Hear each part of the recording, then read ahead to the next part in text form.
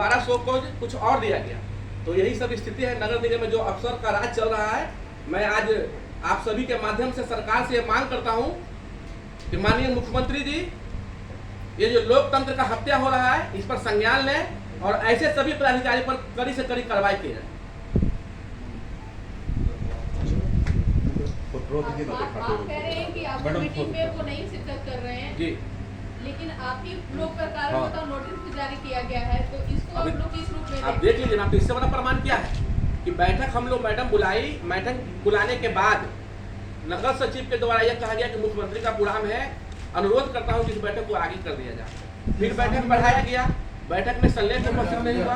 क्या मैसेज है कि जो आगे बढ़ाइए या ऐसा कुछ चिट्ठी है, हाँ चिट्ठी है, चिट्ठी फिर बढ़ाने के लिए आए? हाँ हाँ हाँ चिट्ठी भी है। और आज की बैठक में जो आमंत्रण भी सभी मेंबर को है नगर सचिव के। आज की बैठक को बढ़ाने के लिए नहीं नहीं, आज के कोई सूचना नहीं,